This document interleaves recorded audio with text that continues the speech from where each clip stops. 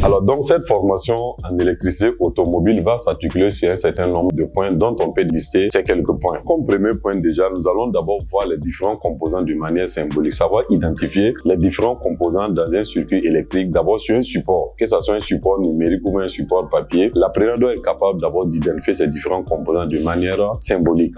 Un exemple, le fusible, les diodes, les transistors, etc. Et à l'issue de cela aussi, il y a l'étude du schéma de principe. Le schéma de principe ici va permettre à l'apprenant de connaître d'abord le fonctionnement d'un composant avant son intervention sur un véhicule automobile. Alors nous allons parler aussi du circuit de charge, la production de l'énergie électrique au niveau des véhicules automobiles. Il y a le système aussi de démarrage et après l'étude théorique, nous allons passer aussi à la phase pratique qui consiste en fait au démontage, à l'identification des différents composants et aussi nous allons parler de l'utilisation du multimètre. Le multimètre, si nous allons utiliser le multimètre au maximum, ça veut dire qu'il exploiter en fait tous les atouts de ce multimètre pour tout ce qui est contrôle, test, etc.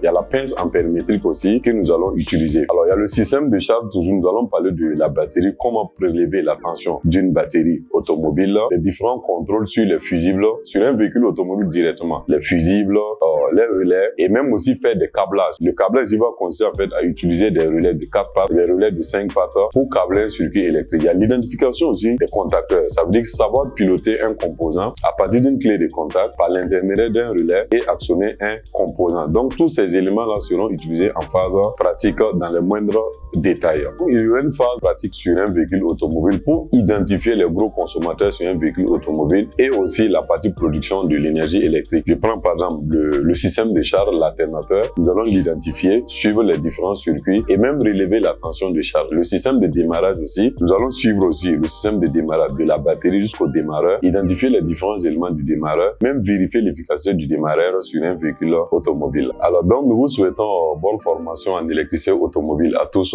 et rendez-vous pour la conclusion.